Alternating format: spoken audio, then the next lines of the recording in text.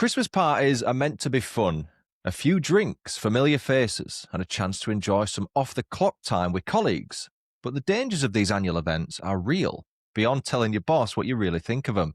Today we're discussing one-punch killers, fake taxes, not that kind, drink spiking, and other crimes that we are at risk of all year round, but especially during this festive period. This is True Crime Catch-Up. I'm Stuart Blues from British Murders. With me is Adam Lloyd from UK True Crime. Hello. And every week we'll be diving into what's happening in the world of true crime, from the biggest headlines to the strangest stories you might have missed. Make sure you follow the show wherever you're listening, hit subscribe on YouTube, and if you enjoy what we're doing, leave us a quick rating or a review. It really helps people find the show, and it's a zero-cost way of supporting it. Right, Adam, you ready for this? Let's get into it. Okay, well, look, I would like to start, Stuart, with one-punch killings. They just so devastate lives. I mean, just think about it. In a split second, one person is dead, and the other person, for the rest of their life, is a killer. They usually happen during everyday confrontations, outside pubs, parties, or nights out. It's usually a single blow causes the victim to fall, often hitting their head, turning what was never intended to be a fatal punch into a tragic death. And there are so many. If you just search on Google, you'll be astonished by how many people have lost their lives in this way. But there's one I covered on my podcast that always stays with me. I just want to go into a little bit of detail about this case. His name was Oliver Dearlove. He was 30 years old. He'd been out in southeast London with his old university pals. He had a great evening. But while waiting for a taxi home, he and his group briefly chatted with a group of women outside a club. It was all just pleasant chat. But moments later, Trevor Timon, who was then 31, who'd been with the women, he approached and struck Oliver with a single powerful punch to the head, knocking him unconscious. Oliver died in hospital less than 24 hours later from his injuries. He was remembered by family and his girlfriend as a gentle man. He'd actually texted, "Love you, bub," to his partner just hours before the fatal attack. And there are so many other stories like this, Stuart. What are your thoughts? They're just so tragic, these, aren't they? And more common than people might be led to believe, because if we love one thing in this country, not everyone, but a lot of us, we love a drink. It's in our culture. What does drinking do? What's the term? Is it inhibits your something? What's the term, Adam? Help me out here. Inhibits your something. What am I trying to say? It reduces your inhibitions. That's the one, yeah. It reduces those. And with that comes often a false sense of power, a false sense of thinking you're stronger and better than you think you normally would if you were sober. And how many fights have we seen on nights out? Doesn't matter where you live. You might live in a town, in a city.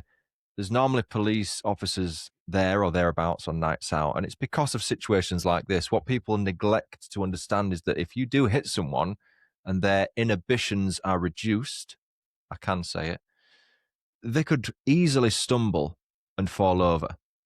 And what's on the ground? Solid concrete. Or maybe there's a park bench that they could bang their head on. That could happen. It's just so tragic and so avoidable, yet also unavoidable in a way because of our culture for drinking. What do you think about that? I do agree. And the place that I've seen it more, although we were discussing before we started recording tonight, Stuart, we're not exactly out partying 5 nights a week anymore, are we? Not anymore. Not anymore. But do you remember taxi queues? That was the place that always used to amaze me. Mm-hmm. The amount of times it kicked off in a taxi queue used to just astonish me. It's strange as well. I got started on once in a takeaway queue, believe it or not, because this guy thought I'd looked at him the wrong way, or I'd said something to his friend and wanted to jump in and defend him over nothing. And it's just strange how something like that, if we were in an everyday situation, hadn't had a drink, that wouldn't have been the situation there. But because we were both drunk, the interpretation of my look or what I said was taken as an attack. Therefore, I'm going to step to the defense of my friend and potentially whack you in the head for that reason. So taxi queues and takeaway queues are the places I've most frequently seen fights myself. in the mean streets of Huddersfield. But it's just crazy behaviour, and the people that do this, I'm afraid it's very rarely women. I couldn't find any example of women. I have seen some personally, Really? but yes, Ah, yes, yes, yes, yes. I have seen some, okay. but mainly it is men. You are right, but I have seen some young women when I was a young lad at the time have a bit of a scrap in the street. So it does happen. It does, but it's usually, especially the one punch killers, it's usually young males, and it's often first time offenders. They've had too much to drink, they've had a bad night for whatever reason, and they've reacted in a stupid way. And the other thing that always hits me with these, not always, but often hits me with these, is how they show remorse almost immediately after the incident. They can't believe that what for them is just like throwing a punch, a scrap, can lead to such terrible things. And of course, for them as well, Stuart, it has serious, serious ramifications, doesn't it? It does. And it comes to the regret of the morning after. So Hmm. I'm sure we've all had a skinful, those of us who do drink at some point in our lives, and we've woken up the next day with immediate regret. What did I do last night? Oh, I didn't text that person and say that, did I? You look through your phone, you look at social media. What did I do? What an embarrassment I was. But normally it's something you can get over in Hmm. a week or two. People might have the fun with you. Maybe you lose a friendship over it, whatever. You'll move on. With something like this, I think the gravity of the situation is so strong that the remorse is immediate. Because once you start comprehending what you've done, you can't take it back. You can't apologize for a nasty text that you sent or for being a bit of a nightmare or a Larry git in the pub. You can't apologize for that. You've taken someone's life unwittingly, but it's still happened. It's tragic all round. But it is so common with people that have no prior offences, and it just shows what alcohol can bring out in people, in my Yeah, opinion. absolutely. And the sentences, I'm fascinated by sentences at the moment because in the UK today, it's split two ways. People either think their sentences are too strong or not enough. Yeah, they can't get it right. But if we look at the one punch killers, so let's go back to the Oliver Dearlove killer. Tiemann, his name was, wasn't it? Trevor Mhm. Timon, Tiemann, whatever that. I don't care what his name is. He admitted manslaughter, but was cleared of murder by a jury at the Old Bailey, which accepted there was no intent to kill. He was sentenced to 6 years in prison. And to me, that sounds about the normal sentence. So another guy, Lewis Gill, you might remember this one. He was convicted of manslaughter after one punch caused the death of Andrew Young in Bournemouth in 2014. He received a 4-year sentence. But it's not always manslaughter, is it, Stuart? It's not, I mean, what confuses me about that is there's a lot of time difference sometimes between these. So one's 4 years, you mentioned 6 years. Some people might get 12 years for manslaughter, but then you could see people who actually murder people but have diminished responsibility get 10 years and they may have killed multiple people. The sentencing being subjective is always going to be a bone of contention with people. But I think it's correct to say that the intent isn't there for the most part and that manslaughter is the right outcome for this. Because most of the time, lads have scraps back in the day. Women do too, as I've mentioned. Back in the day, lads would have a scrap, they'd shake hands and have a pint in the pub. If it doesn't work out that way, it doesn't necessarily mean you want to kill the person. So I think manslaughter is the right outcome. The sentencing depends who you ask, doesn't it? 4 years, does that equate to someone's life without intent? I don't know. It's hard. But then there have been longer sentences and different verdicts. So, for example, just last year in Swansea, a place I know very well, Christopher Cooper killed Kelvin Evans with just one punch.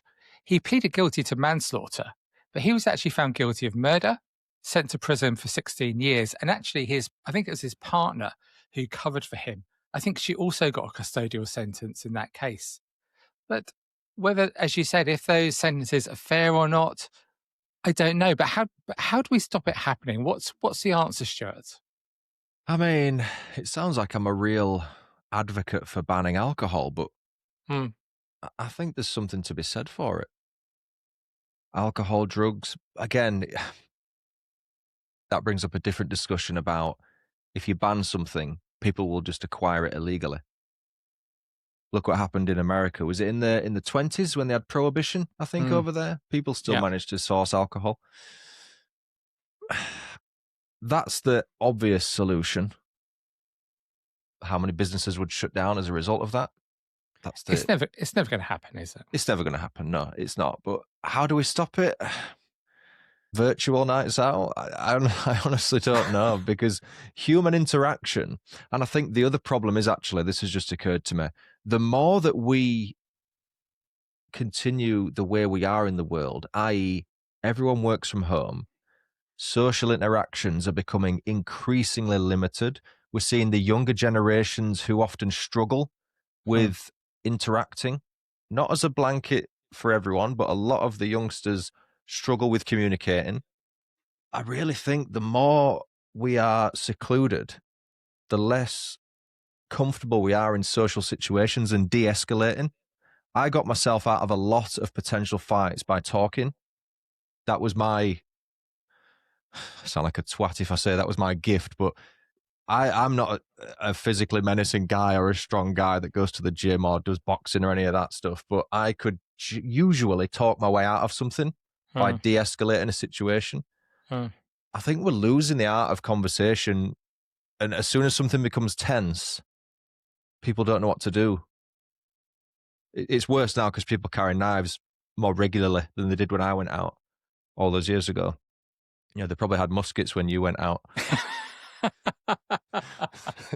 Well, it's difficult then, because if you left it in your cave and you're out for the day, then somebody could nick it. So it was tricky situation. But look, I take exactly what you say, and I think it comes down to education, right?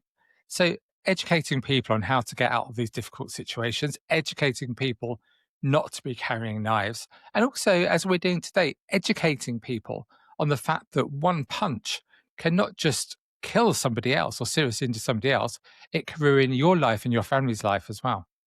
I mean, what do you think about justice then? We've talked about sentences, because one punches someone and they die, and the intent isn't there. They feel remorse immediately. Let's say they get 4 years like that guy did.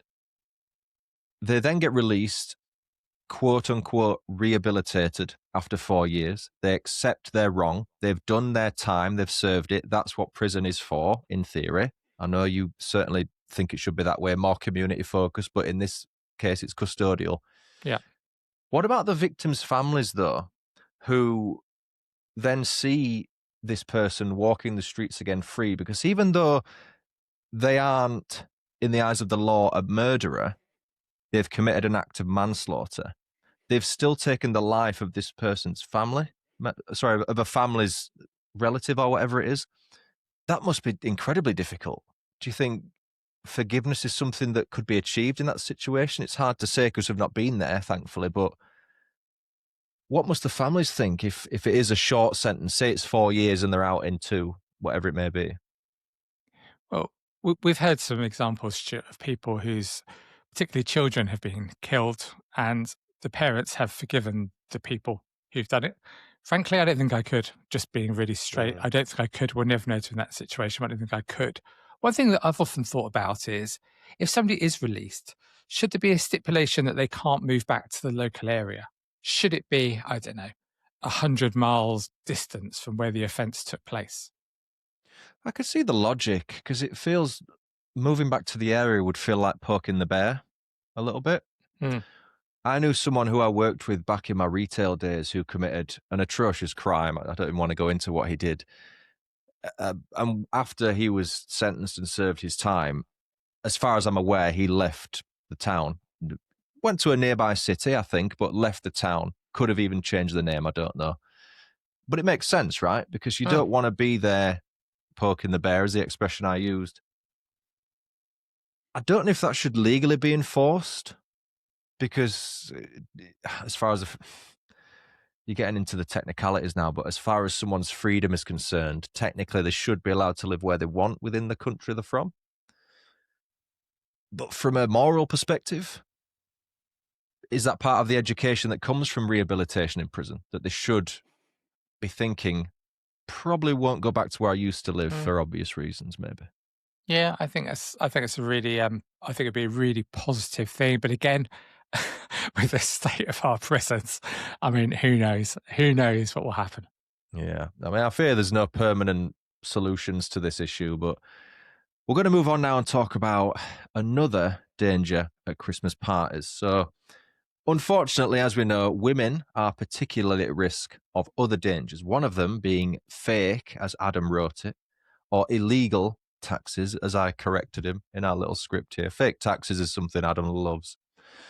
Not in this context, but a lot of our listeners will be familiar with monsters like Christopher Halliwell.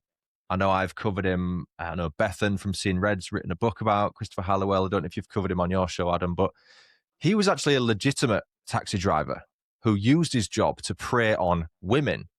Went on to be convicted of the murders of Sian O'Callaghan and Becky Gordon Edwards. But there's also many other stories of these fake taxi drivers. So this is someone posing as a legitimate cabbie to gain the trust of, what do you call people that use a taxi? Customers? Yeah, and often vulnerable late at night, drinking. Absolutely. They feel safe because you always have in a taxi. It's how people have got home for many, many decades. I mean, in this day and age of Uber, other services are available, I'm sure. As a society, we have become accustomed, concerningly so, to getting into a stranger's car without a second thought. We grew up being told about stranger danger. Don't get into a van if he offers you sweets is a common one. Now we do it because an app says that it's so-and-so who's driving a so-and-so. Get in their car and it's fine. We don't think about it twice. The crimes that can occur on the back of these incidents range from sexual assault, robbery, kidnapping, sometimes even murder in the extreme. There was actually a case near me in Castleford when 48-year-old Rajat Gulrez pretended to be a taxi driver and assaulted a vulnerable woman in 2021. So he got 11 years imprisonment. That was handed down at Leeds Crown Court. Now, Adam, I know you wanted to talk about one from the South Coast, I think, that's related to this. Yeah, I do. It's such a terrible story. It was July 2023, a 68-year-old, Graham Head. He was given a 23-year sentence for kidnap, attempted rape and assault, relating to two females victims in Brighton. After putting the victims and families through a retrial, his legal team said the judge had done something wrong at the first trial. But anyway, he was caught when one of the young women memorized his number plate after the attack on her, leading to his arrest that same night, and her actions then could well have saved lives. But when Head's original sentence was quashed following the appeal, she actually took her own life on that very day.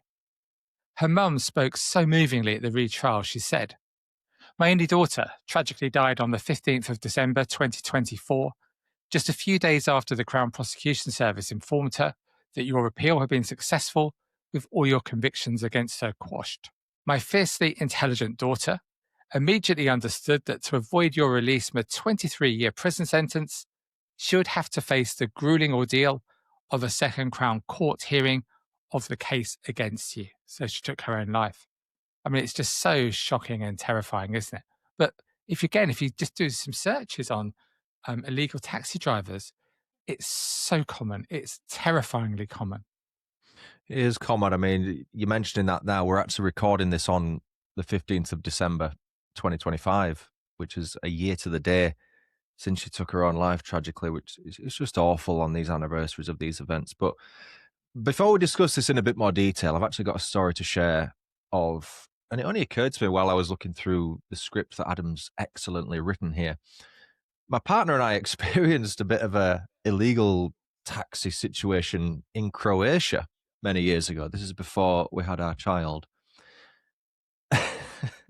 It's not funny, but when you look back on a situation where nothing has happened, sometimes it's safer to laugh than, cry is the alternative. So we went over there for this festival called Outlook, and it's a bit of a ravey type festival in the middle of Croatia, slap bang in the middle of this barren area. There's nothing there going on apart from this festival. So we ordered a taxi. We got lost on the first day. We got this one guy's taxi number. So we rang him on this day. We'd used him a lot of times. Can you take us from X to Y or whatever? So we're waiting and we're waiting and we're waiting. a bit of an isolated road, and eventually a taxi comes along. So we get in, thinking, oh, here he is, taxi man's here. And it was only 5 minutes into the journey when the actual taxi driver that I'd rang me, asking me where the hell I was, because he was outside the house. And we were like, what do you mean? We got in the taxi that he sent. He's like, that's not me. I don't know who you're with, but that's not me. So we just looked at each other like, shit. But anyway, the guy took us. We paid him whatever he asked for and just got the hell out of there. Thankfully, nothing else happened. But that's just how easily it can be done. That's why I'm raising that. I know we're in a foreign country. It's a little bit different. But how easy would it be to just misread the license plate on an Uber, let's say, and just get in a random cab where the guy's got bad intentions? And this is how a lot of these, I'll keep calling them fake taxi drivers, how they operate, isn't it? They approach taxi ranks late at night. I'm sure you've seen them do it as well. They wait outside late night bars where people are likely to need taxis, or the online ride bookings as well. And they're convincing they've got fake badges or rental cars. They pretend to have official company IDs, and they target the vulnerable people. It's often, I'm afraid, women traveling alone or even in more than one, drop them off at one house at a time. And the person that's left last in a very vulnerable situation. I know that I've had one with a normal taxi driver who tried to renegotiate the fare halfway back, tried to double the fare because he knew that we'd come a long way. We're in the middle of nowhere then. What am I supposed to do? It's just really puts you in a vulnerable situation, I think, doesn't it? It is, and it's a bit of a moral quandary when you're in a cab with people. Because sharing cabs, I don't know if it still happens now, but when we used to go to a taxi rank in the town, the cab guys would say, is anyone off to this village or anywhere near? So if there was me, the next village on and a little bit closer, you would jump in with some strangers and get dropped off en route. Yep. Now you've got to think, hang on, I'm first here and there's two women in the taxi with me. So that means that the last person to get dropped off is going to be on her own with this guy. So sometimes it's wise your journey home will take longer, but to just say, look, drop me off last. Yeah. Just to be safe.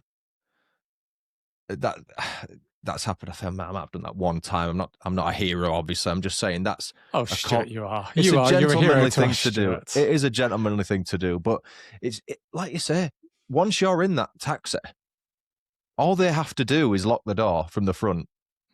Anyone that's got kids, you know that you have access to the windows. You have if they're electric, there's a button on there so they can't put them down in the back, which is a safety measure, ironically.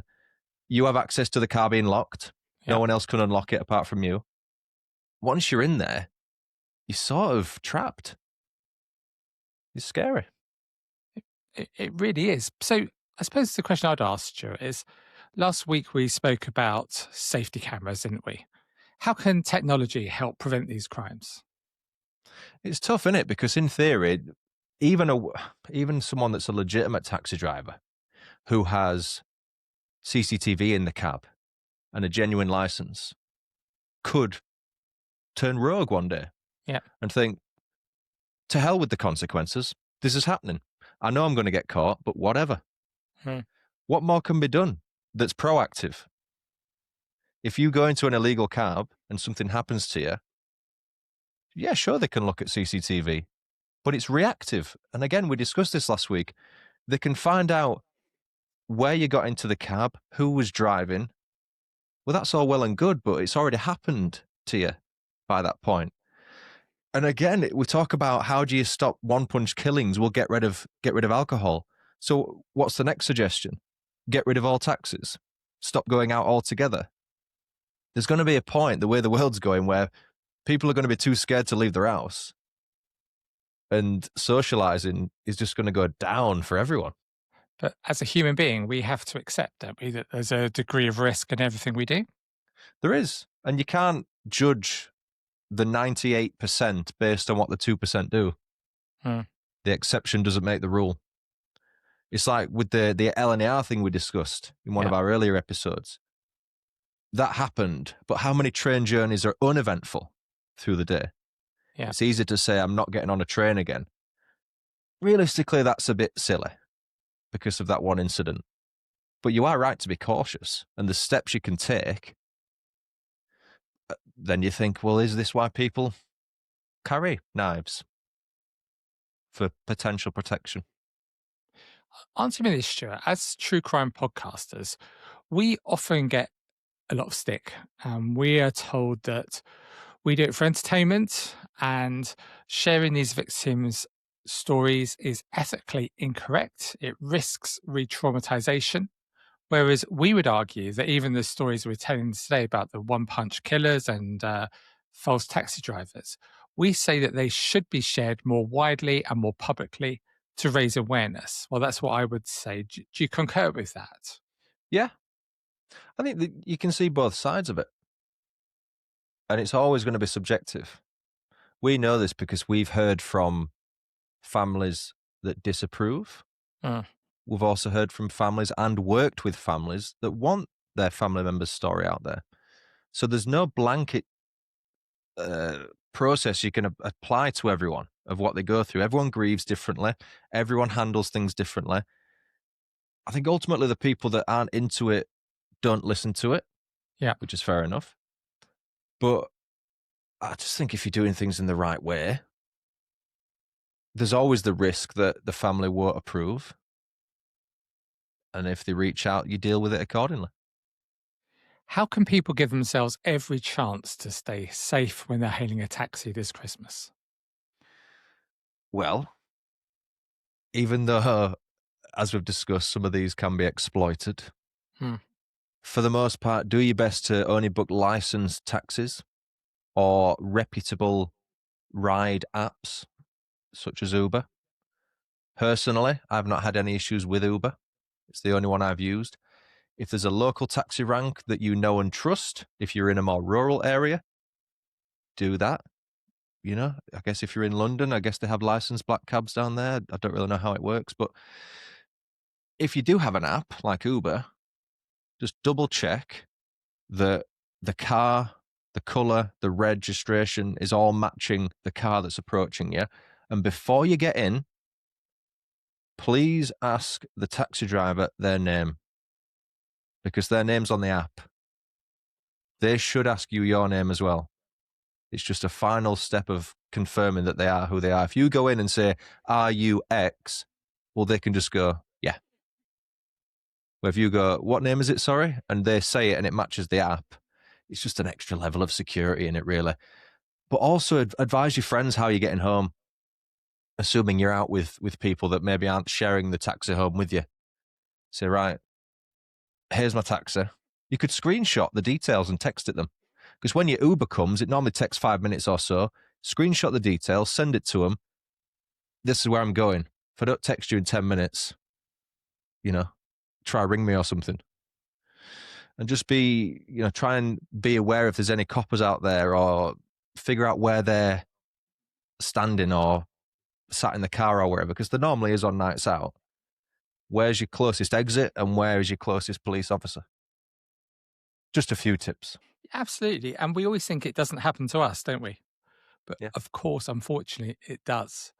But on that cheerful note, Stuart, let's move on to another big risk on a night out, again, particularly for women, and that's drink spiking.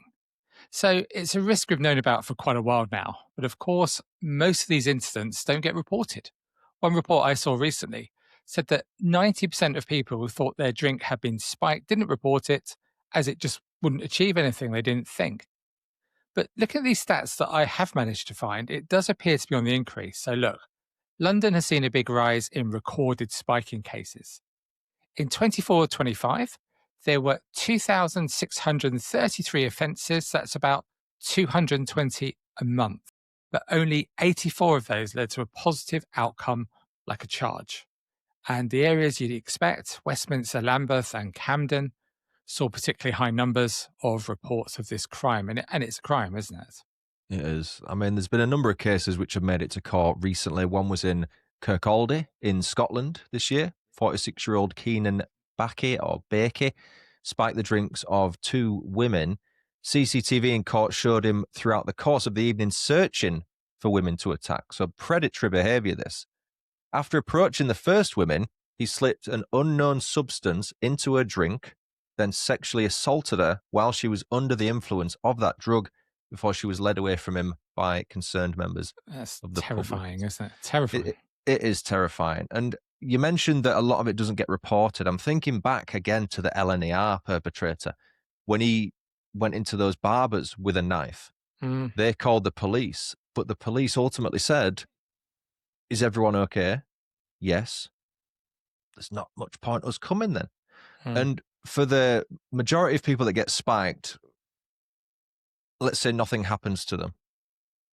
That's the best outcome, is nothing happens to you, right? And then you phone the police, they probably think, what's the point? Because what are the police going to do? There's no way of finding out who did it realistically, and nothing happened to you. It's a sad state of affairs that's the mentality that people have. But that guy, Keenan, he went on to engage a second woman in conversation before. So he's already done this once. Went on to engage a second woman in conversation before taking her to his nearby barbershop in the early hours of the morning. Additional CCTV footage showed the woman quickly losing consciousness before he carried her into the back of the shop where he raped her. He was convicted of 2 charges, one of rape, one of sexual assault, following a trial at the High Court in Edinburgh in September. I hate this. I hate drinking. Honestly. As an act, it's so... it just winds me up. yeah, Drink but spike. but in law it is covered. So administering a substance without consent, often to incapacitate, it can be prosecuted under the Sexual Offences Act 2003 if it can be linked to sexual intent, and Offences Against a Person Act. But the problem is, well, one of the problems which complicates prosecutions is there is no single standalone spiking offence yet. It's interesting, Is that, isn't it? Yeah. Is that why so few people get charged, do you think? See, I don't think people are well versed enough in the law to know that there's no spiking offence, generally Mm, speaking. I just think it comes down to nothing happened. What's the point of reporting it? mm. I'm all right. Sometimes the same happens. We see it all the time in domestic abuse situations. People think, oh, nothing really happened. I'm overreacting. I'm okay. I'm not going to report it. I know it's different with this, but it's the same mentality, I think, is that I'm all right. And it's that British thing of, keep calm and carry on kind of thing. Yeah, it's also facing up to this has happened to you is very traumatic, isn't it? Yeah. It's admitting something's happened. Yeah, By reporting it, you're making it real. you are. It becomes formal. And also, a lot of victims don't realise they've even been spiked until later. And these drugs metabolize really quickly. So the evidence can be gone, can't it? Within hours. It can. I mean, I've heard of cases previously where there was, I think it was Reinhard Sinaga, who was a Mm, rapist of men Manchester. by Yeah. doing a similar thing. And the worst, I say the worst part, that's probably the wrong terminology, but one of the worst parts of that was that a lot of the men didn't know, Mhm. and the police had to break it to them and show them footage because he'd filmed everything. Wow. Imagine that. Would you want to know? Well, once you know, you then have to deal with the consequences. And we've heard today, haven't we, about that poor woman that took her own life in Brighton. Yeah, absolutely. Yeah, Yeah, it's this awful. it's dealing with it is so difficult, and the impact on the victims, it's just so traumatic. I mean, many still blame themselves, or they fear they're not going to be believed. Right? Yeah. And again, it comes down to evidence. Yeah. Where's the evidence? You're fine. There's nothing in your system right now. What have we got to go on? Your word? Mm, And sometimes it feels like people's word isn't enough. yeah. We need evidence, hard evidence, not just circumstantial, hard evidence. And it's often lacking, sadly. But people must keep coming forward, even if they suspect they've been spiked, because just by coming forward, that may save another person going through it. And this comes back to raising awareness with true crime content. Mm, We spoke briefly before about domestic abuse as a subject within, and whenever I can, I want to raise awareness for that, mm, because it's important that people know you can get help, because we don't want this to happen to people. And by hearing that it's happened to other people, often worst case scenario where the person ends up being killed by their abusive partner. To me, it makes more sense to raise awareness so that people know where they can go, signpost them places so that they get out of their situation so this doesn't happen to anyone else. That's my opinion on it. Absolutely. But it's also difficult. Crime, any crime that happens to an individual, it's traumatic, it's devastating. It's just so bad that these bad people do these things to innocent people, Christmas parties in particular, or if you're going out with a bunch of friends, you're going out to have a good time, right? And then there are these people out there, premeditated, and they're out there looking for victims. And it sounds terrible, and it doesn't happen to most people most of the time. But if there's just one thing we'd say, Stuart, about your drink spiking is never, ever let your drink out of your sight any time during a night out. Would you agree? Absolutely. Cover it. If you've got a bottle, cover it with your thumb. Yeah. Because I've seen a lot of videos of people spiking people that have just a normal open drink, a glass drink, because they're paying attention, talking, and someone can lean in and do that. It's so hard. But the sad thing is, I bet a lot of people, most people will at least know someone who's experienced this. Yeah. Have you ever had your drink spiked? I've not personally, but I'm sure there's people out there I could think of that have. Well, it's different for me because when I tend to go out for the evening, I tend to go to the bench with some tent super on my own. So I'm usually protected. It's a different sort of environment, Stuart. That's because you're banned from all the wine bars now. It was a misunderstanding, but after that night. Let's not go there. Let's talk animals instead, shall we? Let's end with our patented animal story. So we've heard some of the worst human behavior today. Let's finish on a positive note with these animals that we can trust more than anyone. We love dogs, don't we, Adam? This is a great story from the US of A few years ago. Alex, the German Shepherd, unveiled an arson and 4 counts of second-degree murder where authorities suspected a tragic accidental fire. Such good senses of smell, these dogs, honestly. They know things that humans just can't identify. Alex arrived at the home of the Parsons in New York the morning after Eric Parsons had lost his wife and 4 children in a house fire. Alex immediately gestured toward Eric Parsons' car, indicating that he sensed traces of an ignitable liquid accelerant on the driver's seat. Imagine that. Upon further inspection of the house, Alex informed his team of more traces on the clothes of Eric and on his children's bed sheets, simply by touching his nose to the surface and then sitting behind it. That's, I guess, the signal that he's found something. Eric Parsons was later convicted of arson and murder. So because of Alex, the German Shepherd, he realized that this accidental fire, so said Eric, was actually intentional arson and murder started by him. Incredible. Alex. We love Alex. We love Alex. We love all dogs, but Alex, you're the lad. And I think that's where we'll leave it for today's episode. If you've got thoughts on anything we've discussed, or if there's a topic you think is worth highlighting, we'd love to hear from you. Drop us a comment on YouTube, join us in our Facebook group, and get involved.